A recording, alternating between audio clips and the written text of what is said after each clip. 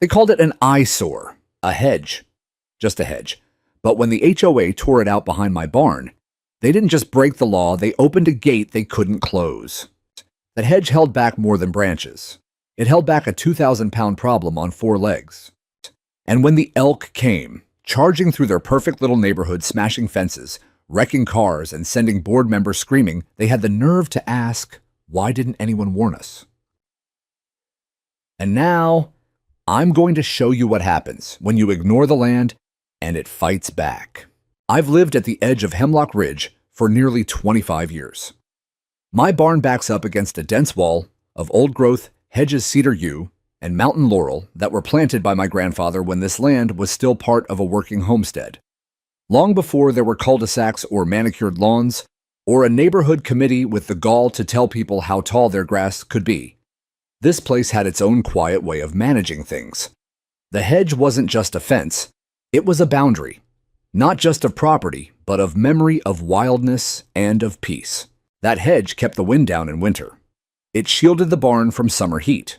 More importantly, it acted as a natural buffer for the herd of elk that had migrated through this land every winter for as long as I could remember. They'd pass quietly behind the ridge, moving through a corridor that ran behind my barn and past the eastern tree line. The hedge kept them from straying into the residential streets, and they in turn left the barn and the rest of Hemlock Ridge unbothered, until the HOA decided it was an eyesore. It started with a letter, cream-colored, printed in a serif font that tried to sound friendlier than the words it delivered. In violation of Section 9.4 of the Hemlock Ridge Appearance Code, unapproved vegetative structures must be removed or trimmed to within regulation height, 42 inches. They called it unapproved, as if history needed permission. At the bottom was a signature from the newly elected HOA president, Cheryl Granger, a woman who'd moved in 2 years ago from the city, whose knowledge of land management extended about as far as her hydrangea beds. Cheryl liked clean lines, open views, and total control. Her backyard butted up against the upper part of the ridge, and she claimed the hedge blocked her natural scenery. She wanted sunsets, she said, not shrubs. I didn't respond to the first letter, so they sent another this time, stapled to a fine $150 for non-compliance, with an additional $25 per day if I didn't trim the unauthorized plantings. The language turned more aggressive, as if the hedge were an invader instead of the first resident. I called the number at the bottom of the notice and tried to explain. Those aren't unauthorized plantings, I said to the HOA's property liaison, a 20-something intern named Evan, who sounded like he was still halfway through college. That hedge has been here longer than any of the houses on Birch Loop. It's part of a migratory route for elk, real protected wildlife. There was a pause, then a snort. Elk, you mean like deer? He asked. No, I mean elk. Cervus canadensis. 2-ton bulls that don't care about your stucco fences. You don't want them walking through your neighborhood. Well, he said, if the hedge is over 4 feet tall, it's non-compliant. You'll have to talk to the board if you want an exception. So I did. I showed up to the next HOA meeting held in the community clubhouse, an air-conditioned box decorated like a spa with too many ferns and not enough windows. I brought printouts from the State Wildlife Bureau showing the migration patterns. I brought a property map proving the hedge was on my land. I even brought a photo of a young elk calf that had wandered near the edge of the hedge last winter nose, twitching like a dog testing a fence line. When they called my name, I stood up and laid out everything point by point. Cheryl blinked at me, as if I were speaking another language. Mr. Wallace, she said, enunciating slowly, while we appreciate your passion for nature, this community has standards. Your hedge violates those standards, and we've received multiple complaints about its height and overgrowth. From who, I asked. We don't disclose that. I know, I said, because it's you. There were a few stifled laughs in the room.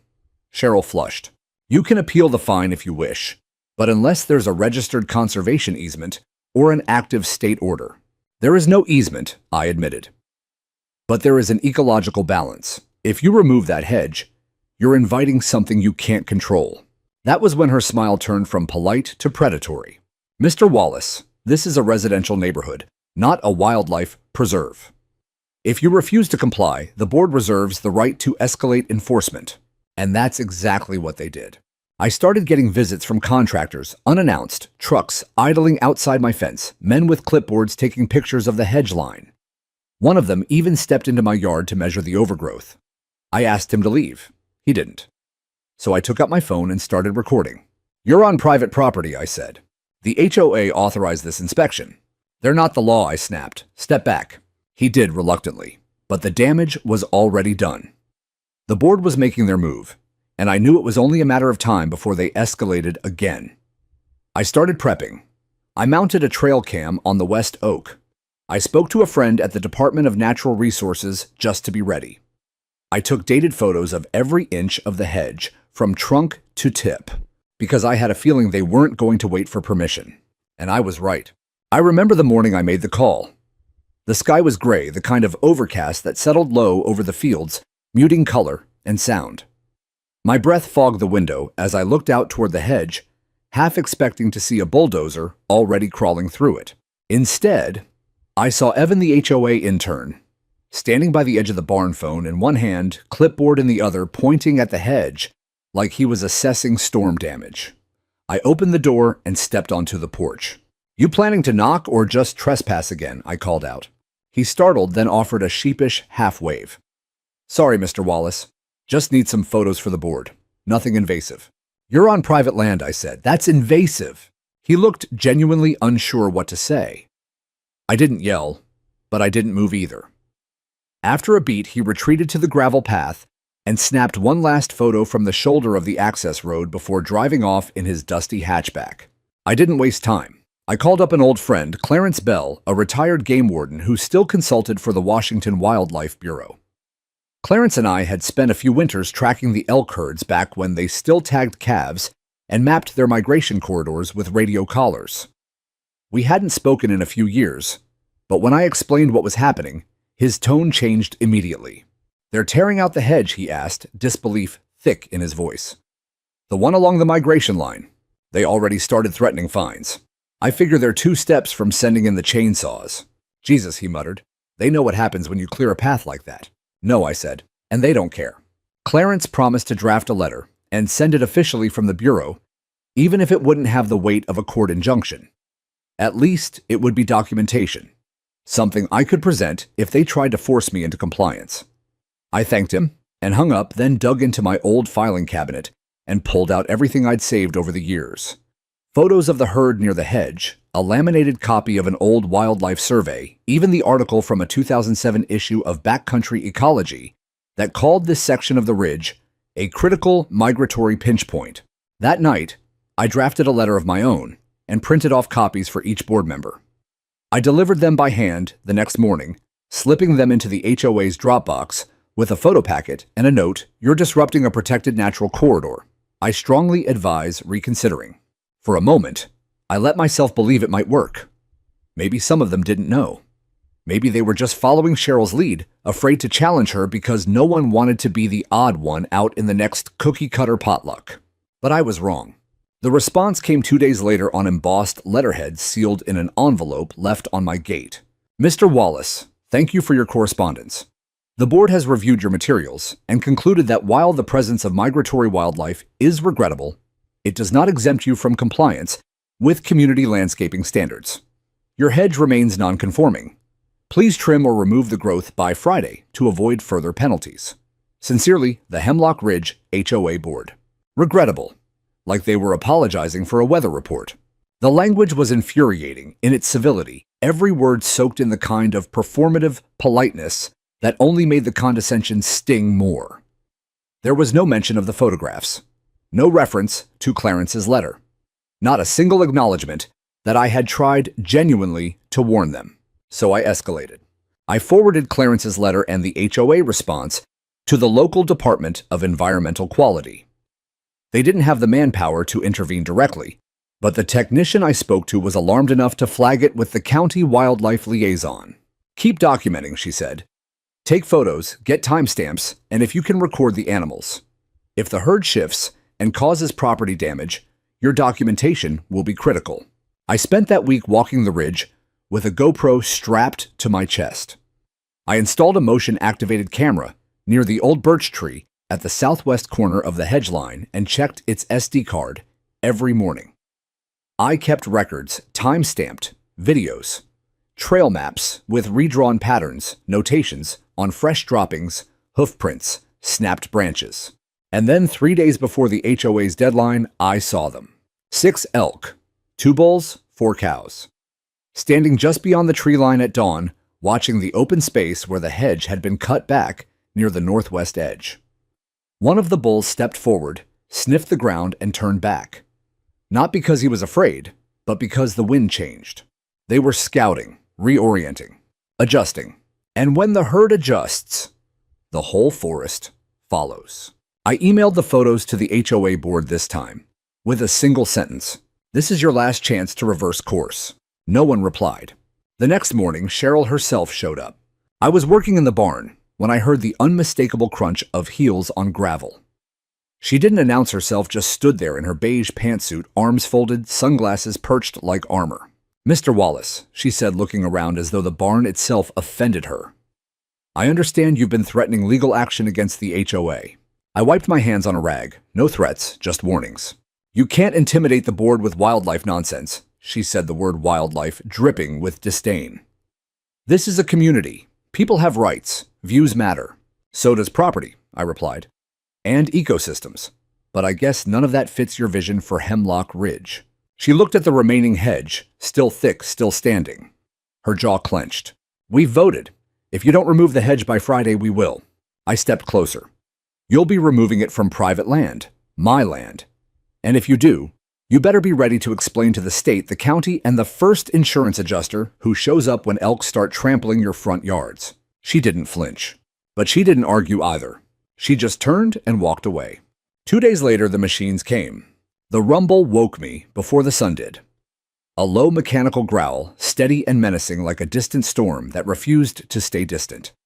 I sat up in bed and didn't even bother pulling on shoes, just grabbed my coat, my phone, and stepped out onto the porch barefoot into the freezing dirt. A yellow skid-steer loader sat at the edge of my fence line, engine idling, headlights glaring through the morning fog like the eyes of something dumb and dangerous. 2 men in orange vests stood beside it laughing as one lit a cigarette and the other pointed toward the hedge behind my barn. Behind them was Cheryl. Of course it was Cheryl. She stood with her hands on her hips, clipboard in one arm, her phone in the other, snapping photos like she was documenting a conquest. I knew right then they weren't just here to trim a few leaves. They were here to destroy the whole thing. I walked straight down the gravel path toward the fence. My boots thudded against the ground, each step echoing with heat I hadn't felt in years. It wasn't anger. It was something colder. Something military. Like I was back in uniform, pacing the perimeter after the wrong order had already been given. "What the hell do you think you're doing?" I called out, voice louder than I expected. The man with the cigarette flinched. Cheryl didn't. "Mr. Wallace," she said flatly, "this is a compliance enforcement action. You've ignored multiple notices." "This is private property," I said. "That hedge is on my land. I've shown you the deed map. You know it's mine." Cheryl held up her clipboard and waved it like it was a magic wand. "We have authorization from the board to proceed." I crossed my arms. "And I've already filed an incident report with the county and the Department of Environmental Quality." She smiled. "They're not here now, are they?" That smug little grin, like she'd already measured her risk and decided that breaking the law was worth it. That she believed no one would hold her accountable because no one ever had. That's what really got me. "You're making a mistake," I said, stepping up to the fence line phone now recording. "You tear that hedge down and I promise you'll regret it. This isn't just about aesthetics. You are interfering with a migratory corridor protected under state guidance." Cheryl turned to the men. "Start with the north end. We'll clear 15 feet, just like we discussed." The loader roared to life. I moved fast, ducking under the fence line and stepping directly in front of the machine's path. The operator cut the engine, leaned out and shouted, "You can't stand there, man. You're in the way." "Exactly," I said, "because you're trespassing." Cheryl stormed toward me, now heels digging into the gravel. "Move, Mr. Wallace, or I'll call the sheriff." "I already did," I replied, holding up my phone. "And the state wildlife office. They'll be here any minute." She hesitated just long enough for me to see the twitch in her jaw, but then snapped her fingers and barked, "He's bluffing. Start cutting." And that's when the loader advanced. The machine rolled forward slow, but determined its bucket lowered, pushing into the hedge like a knife into warm flesh. Branches cracked, roots snapped. Centuries of growth gave way under the indifferent force of steel and hydraulics. I stood there and watched. I didn't try to fight them physically because I knew what I needed wasn't brute force. It was evidence. I filmed every second. The man in the loader moved quickly now, sweeping across the first 20 feet in under a minute. Whole sections of the hedge collapsed, birds scattering into the sky. Squirrels leapt from the wreckage, fleeing across my barn roof like survivors of a bombing run. They were erasing history with each pass. But the worst wasn't the destruction. The worst was the silence. That deep, sacred quiet that used to hang over this land broken. Like something in the bones of the earth had been violated. I stepped back as the operator turned for another pass, filming from a different angle, catching the men stomping through the debris, to clear away brush, laughing, oblivious to what they were doing. 20 minutes later, Cheryl declared victory. There she said, brushing her hands off. That wasn't so hard. She turned toward me, eyes blazing with the triumph of someone who believed she had won. You're welcome to clean up the rest, she said, gesturing at the broken limbs and piles of crushed green. We only had authority to remove the non-compliant portion. The rest is your responsibility. Then she walked off. They left behind a war zone. I wandered through the wreckage like a man identifying the dead. The hedge had been torn in jagged strips, some sections ripped to the roots, others half mangled. The damage wasn't cosmetic, it was strategic. They had taken out the thickest, oldest portion, the exact place where the hedge intersected the path the elk had followed for generations. That night, I didn't sleep. I sat on the porch with a flashlight and a thermos of coffee, staring out at the gap in the hedge like it was a wound that wouldn't close. Around midnight, I heard the first snap of twigs. Then hooves. Not many, just 2 or 3, but close. Closer than they'd ever dared come. A shape moved along the tree line. A cow elk, silhouetted in moonlight, stepping slowly toward the gap. Her ears twitched. She sniffed the air. Then, for the first time in all the years I'd lived here, she stepped onto my property. Not just near the barn. Right beside it. She wasn't running. She wasn't lost. She was exploring. And behind her, more shadows moved. A soft grunt. The snort of a juvenile. The rustle of heavy bodies moving together. The herd had taken notice. The hedge had done more than block them. It had guided them, taught them where not to go. But now they were curious. And nothing, not even the HOA, could stop what was coming next. The next morning, I walked out into a silence that felt unnatural, not peaceful, but alert. Like the air was holding its breath. The wind barely stirred, and even the crows that normally perched on the barn roof were absent. I made my way down the worn path, past the mangled edge of what used to be the hedge, my boots crunching over brittle twigs and uprooted roots. When I reached the breach, I stopped cold. There they were. Tracks. Fresh, deep, still wet from morning dew. Hoof prints, the size of dinner plates, pressed into the frost-covered soil, leading from the break in the hedge directly into my pasture. Not deer tracks. These were heavier, more spread, unmistakably elk. Several of them, maybe a dozen.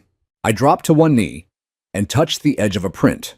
The soil was still displaced, the grass around it flattened and cracked. Judging by the spacing, these weren't tentative steps. They were confident, direct.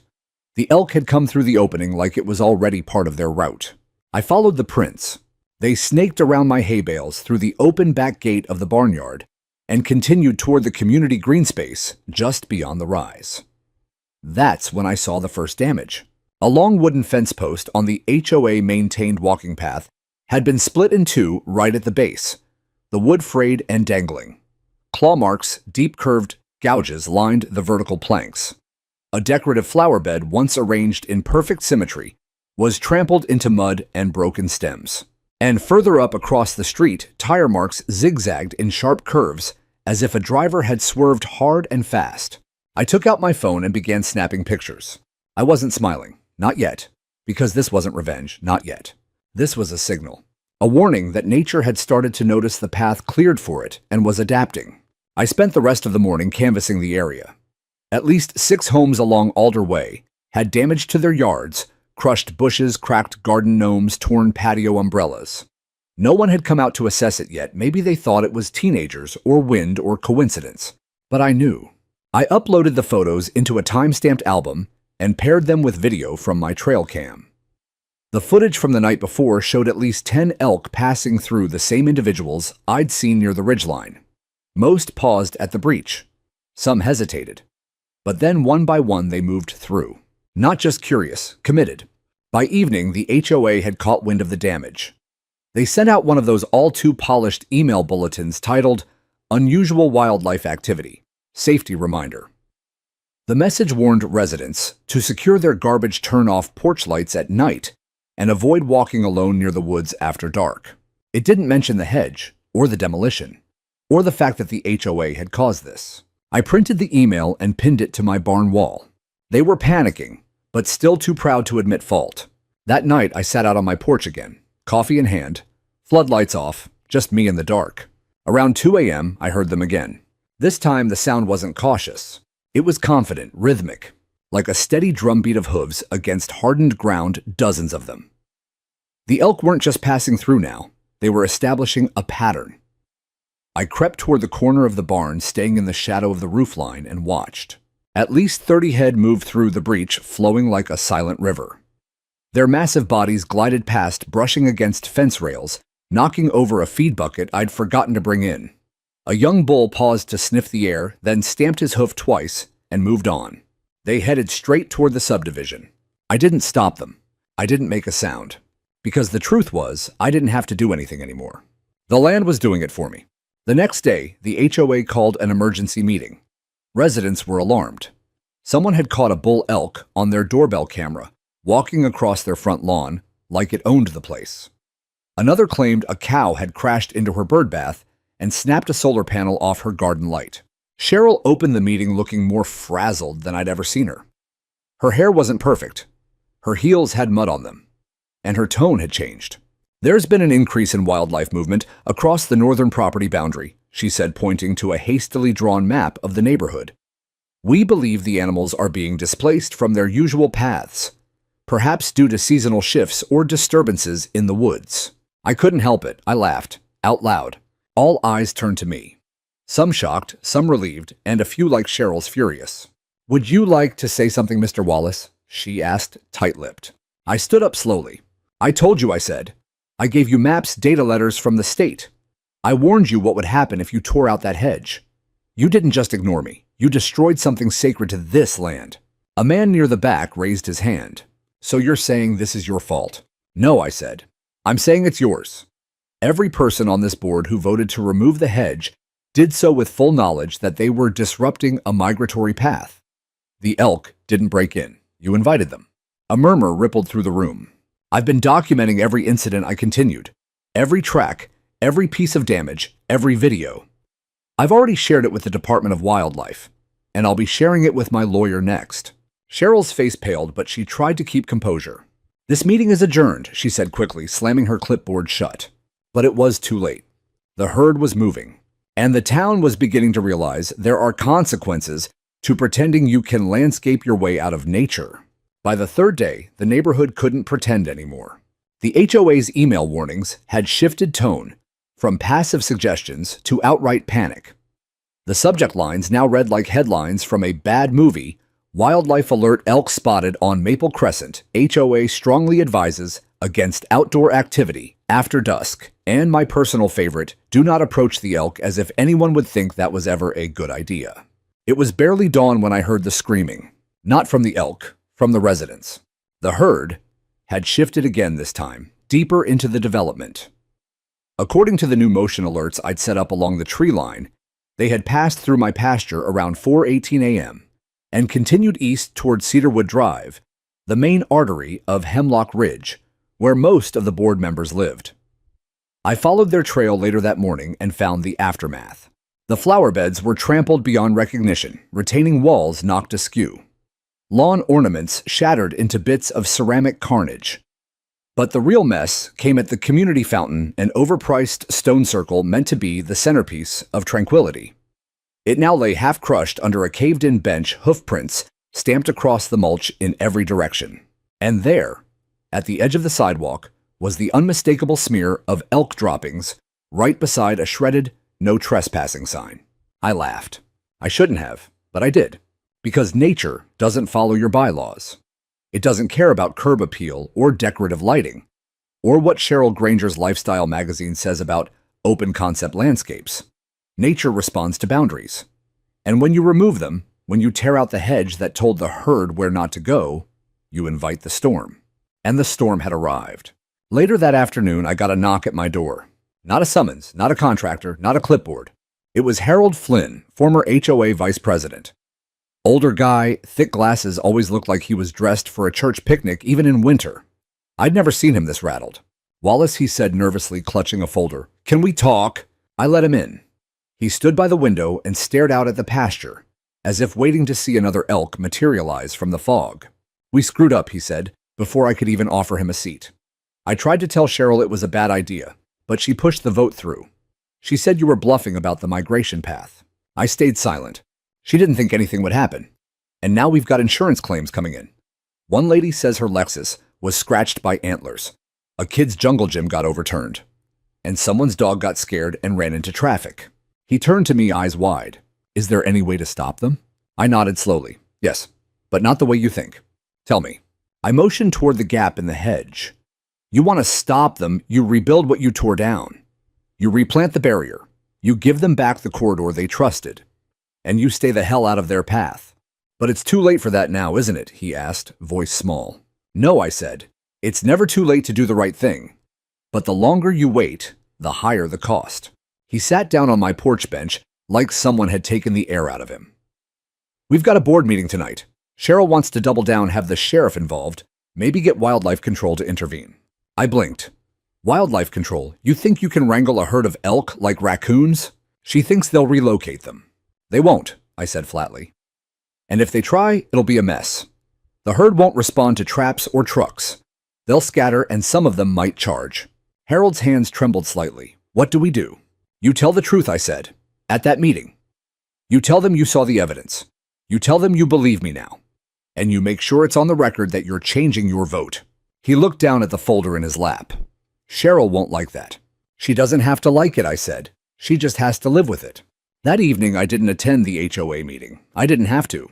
According to the frantic texts rolling in from Kelly, the young vet tech 2 houses down from Cheryl the elk made their grand entrance right in the middle of the board's PowerPoint titled Emergency Wildlife Response Options. 15 animals, 3 massive bulls, the rest cows and calves, strolled down the neighborhood bike path as calmly as residents, out for an evening constitutional. One bull nudged a porch swing so hard it spun like a carnival ride. A cow wandered into a flower bed and devoured an entire row of ornamental cabbage like it was an all-you-can-eat buffet. A spooked calf knocked over the HOA's plastic podium with a single confused kick. Chairs toppled. Someone shrieked. Cheryl tried to call the sheriff for the 3rd time that week.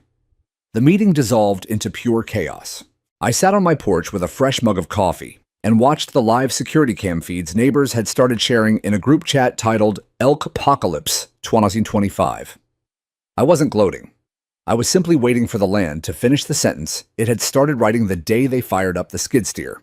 Over the next few days, the shift was unmistakable.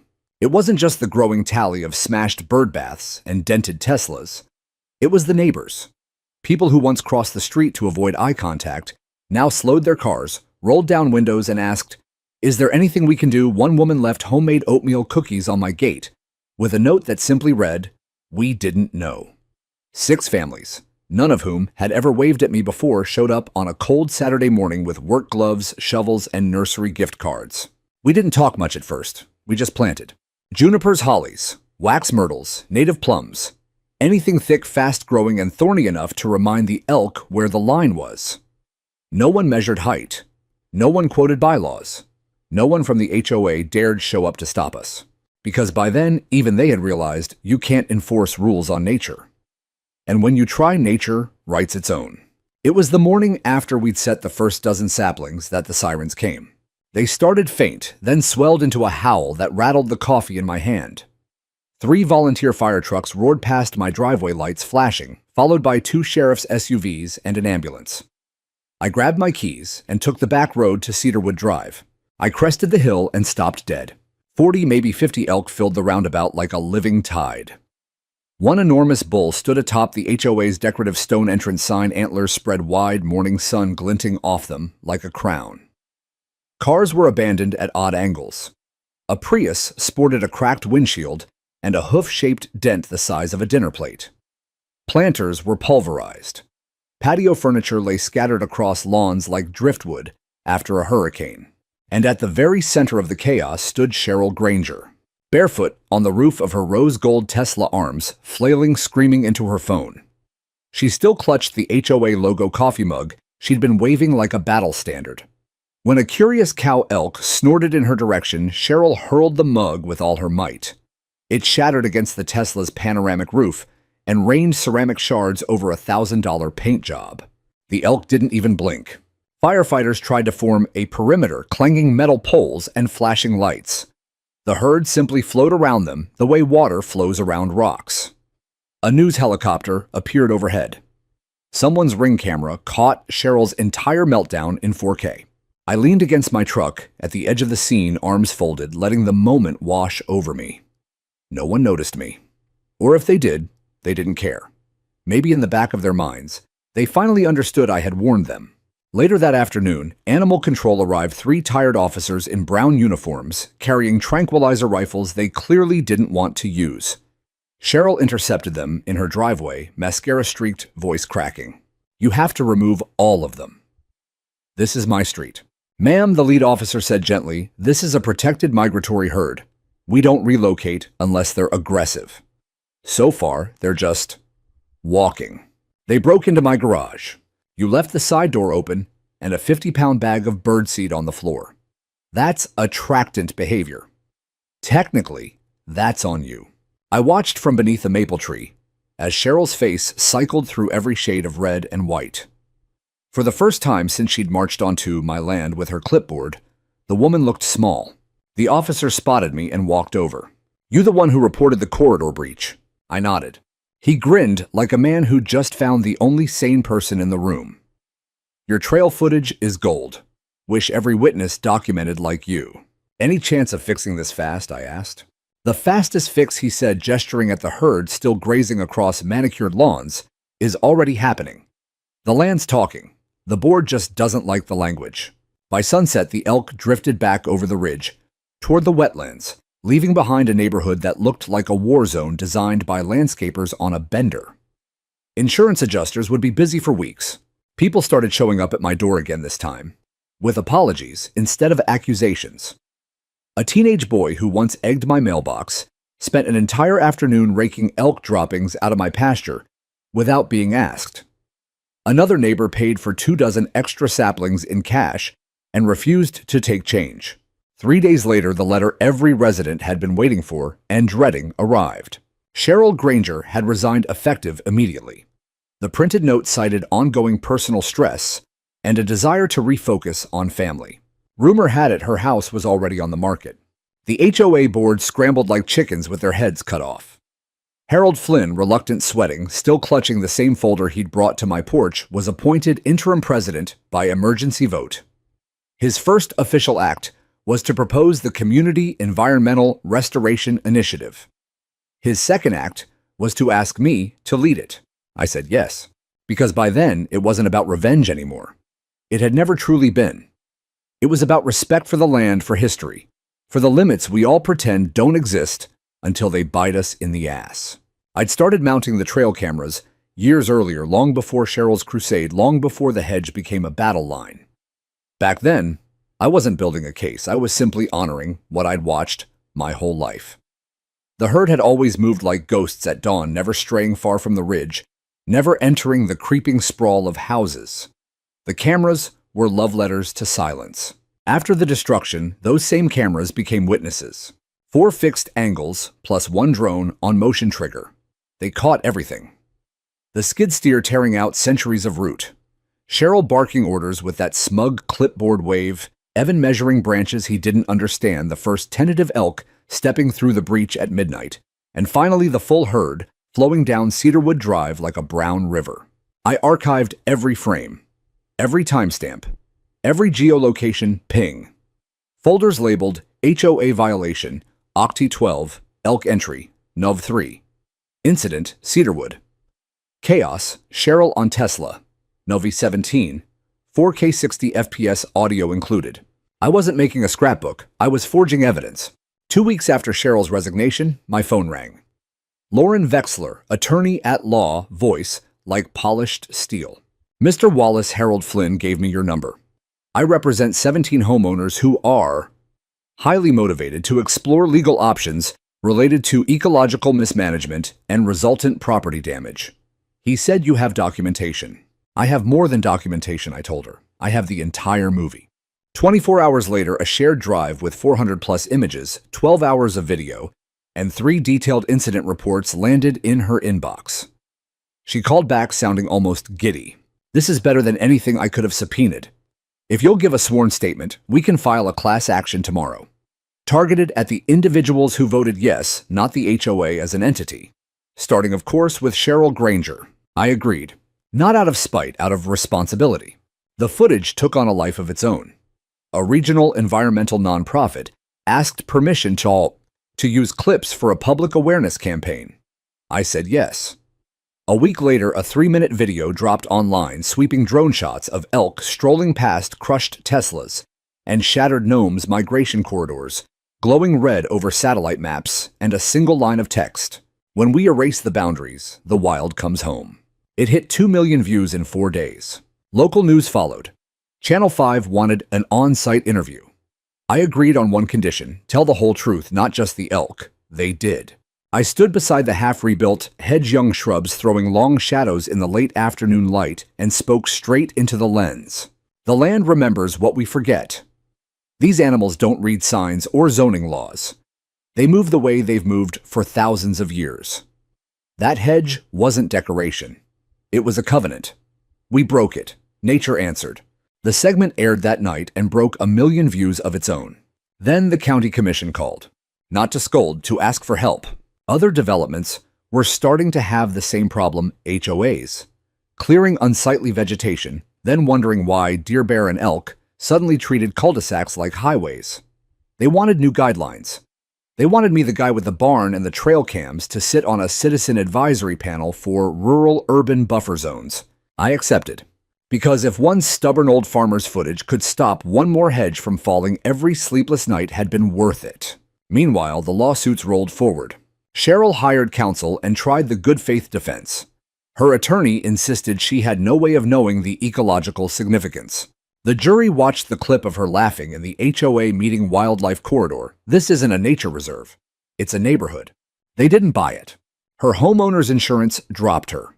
The house never sold. Somewhere along the line, the phrase, "don't be a Cheryl," became local slang for overreach so blatant it circled back to comedy. I never celebrated. I didn't need to. Justice sometimes is quiet. It's a canceled policy. It's a for sale sign that never comes down. It's the slow realization that the world kept turning without you at the center of it. And out on the ridge, something else was turning too. One night I pulled the latest drone footage and saw it plain as day. The elk were still coming, but now they paused at the new hedge. A big bull walked its entire length, nose to the fresh leaves testing. Then he turned deliberate, almost respectful, and led the herd back into the trees along the old corridor. The young plants were barely waist high, but they were enough. The land was learning to trust again. And so slowly were the people who lived on it. They arrived on a Thursday morning, 2 government pickups kicking up dust that hadn't settled since winter. One bore the deep green logo of the Washington Department of Fish and Wildlife, the other, the Federal Shield of U.S. Fish and Wildlife Service. Plain trucks, dented fenders, the kind that have actually been places. 3 agents stepped out. The lead was Hannah Alcott, mid-30s, steel blue shirt ponytail pulled tight against the wind. Her boots hit my gravel like she'd walked it before.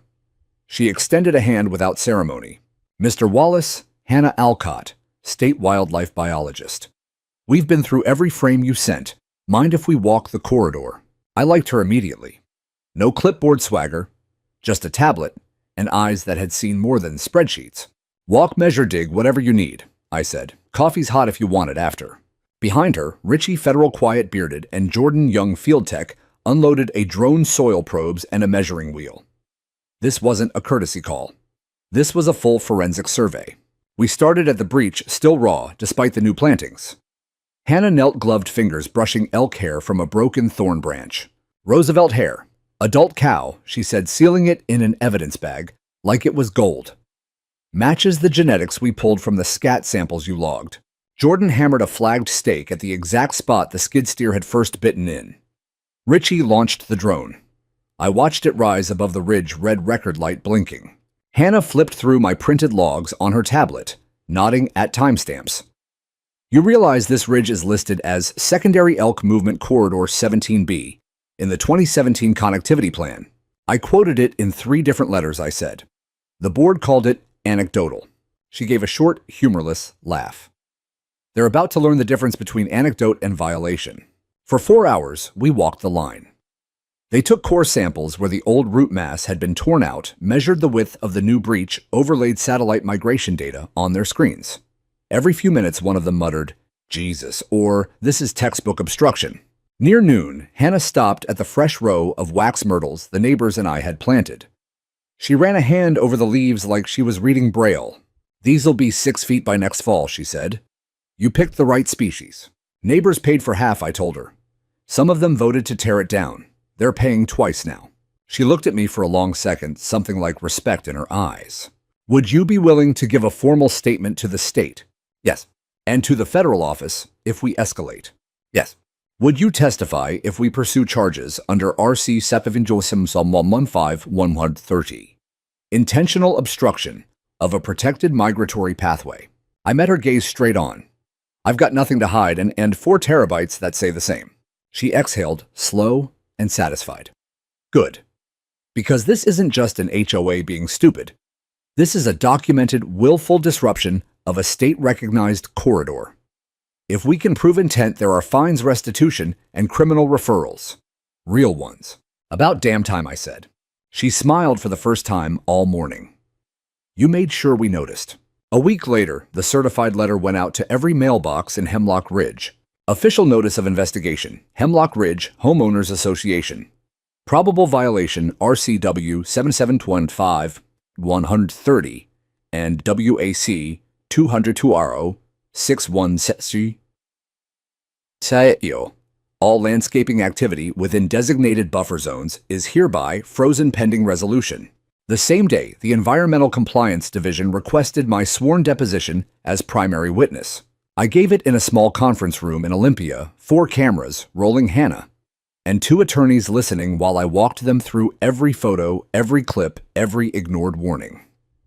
When I finished, the federal prosecutor closed his notebook and said simply, "Thank you, Mr. Wallace. The land just spoke, and you translated." Back home, the shift was palpable. People who used to glare at me in the grocery aisle now stopped their carts. Robert, 2 doors down from Cheryl's old house, waited for me in the lumber aisle, one evening, hat literally in his hands. "I'm sorry," he said, voice cracking. "I didn't vote for it, but I didn't fight it either. That makes me part of it." I nodded once. "You're here now." He pressed a check into my palm, enough for 40 more saplings, and walked away without another word. The garden behind the clubhouse, once a sad square of turf, became a native plant nursery overnight. Kids who used to race dirt bikes through the green space now carried watering cans. Someone painted rocks with tiny elk silhouettes and lined them along the new hedge like mile markers.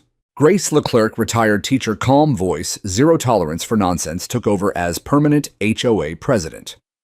One Saturday, she showed up on my porch with coffee and a thick binder. "I need to rewrite the entire landscaping code," she said. "I'm not doing it without you." I opened the screen door. "Bring the binder inside." We start with one sentence: living things are not decorations. We rewrote the bylaws over 3 pots of coffee and a plate of oatmeal cookies left by a neighbor who still hadn't told me her name. And somewhere across the county, in a beige condo with no yard and no trees, Cheryl Granger received her first summons on a rainy Tuesday. Neighbors said she read it on the porch in her slipper's umbrella, forgotten in the azaleas. The reckoning had begun, and it didn't roar. It arrived in manila envelopes, certified mail, and the quiet, relentless turning of the wheels none of them had believed existed. The first summons was only the opening chord. Within 10 days, 3 more board members who had voted yes on the hedge removal received identical envelopes from the Washington State office of environmental accountability. Doug Sims, former treasurer, watched his homeowner's insurance evaporate overnight.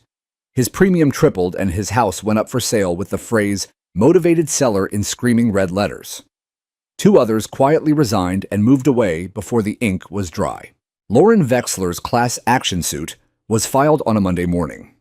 17 households' damages, totaling just north of $400,000, and one count of reckless endangerment through willful environmental disruption. The complaint was only 27 pages, but it contained 412 exhibits, every single one pulled from my drives. Cheryl's attorney tried the last desperate card. My client acted in good faith based on the information available at the time. The prosecutor cued the video on the courtroom screen. October HOA meeting. Cheryl's own voice, crisp and condescending, wildlife corridor. This isn't a nature reserve. It's a neighborhood. The jury took 43 minutes. Judgment, full restitution for all documented property, damage, reimbursement of legal fees and punitive damages against the 5 board members who ignored state wildlife data. Cheryl's personal share came to $187,000. Her house never sold. The bank took it 6 months later. 2 months after the verdict, the county passed the Wildlife Aware Development Act. Any HOA within half a mile of a mapped corridor must now complete a formal environmental impact review before removing vegetation taller than 18 inches. The ordinance carried a dedication line in small print, in recognition of the citizens of Hemlock Ridge and the stewardship of Mr. Elias Wallace. They asked me to speak at the signing ceremony. I wore the same barn coat I'd worn the day the skid steer arrived. I didn't prepare remarks. I just looked at the crowd, county commissioners, reporters, a few nervous HOA presidents from neighboring towns, and said, "Don't build walls where the land needs doors. Don't draw lines the wild can't read. And never ever mistake silence for permission." The applause was polite, but the elk made their own statement that evening. 43 Head crested the ridge at dusk, paused at the new hedge, now chest-high and thickening fast, sniffed once, and turned north along the restored corridor like they'd never left. Back home, the changes kept coming in small, perfect doses. The community garden tripled in size and became a pollinator sanctuary. Kids named the dominant bulls Captain Velvet Big, Steve the Mayor, and painted silhouettes on the new welcome sign that read, "Hemlock Ridge, respect the path, respect the herd." Grace LeClaire brought the revised covenants to my kitchen table one last time, section 9.4. The one that had started the war was now one sentence. Living barriers that serve ecological function shall be preserved and enhanced. Height restrictions do not apply. I signed as community advisor. She signed as president. We shook hands over coffee and the quiet knowledge that some victories don't need speeches. One spring morning, I found a single wax myrtle sapling planted at the exact spot where Cheryl's skid steer had first bitten the earth. Tied to it with red twine was a small wooden plaque. It read simply, "Peace planted by the ones who learned." I left it there. The hedge grew. The herd returned each winter, moving along the line we had rebuilt together. And every year on the anniversary of the day, the machines came, neighbors, old ones, new ones. Children who weren't even born yet walked the corridor at dawn, coffee in hand, to watch the elk pass. They don't cheer, they don't take pictures, they just stand in quiet witness. Because some lessons aren't taught in meeting rooms or courtrooms. They're taught by hoof prints in frost, by saplings rising where destruction once stood, by the slow, patient memory of the land itself. And the hedge, our hedge, stands taller every season. Not as a wall, as a promise. The last camera I ever turned off was the drone. I kept it flying longer than necessary, long after the lawsuits were settled, long after the ordinances were signed, long after Cheryl's name became the quiet punchline everyone understood without saying it aloud. On a clear evening in early May, I downloaded the final flight, a slow sweeping orbit above the ridge at sunset. The restored hedge ran arrow-straight dark green and unbroken, chest-high now, and thickening into the wall my grandfather had once imagined.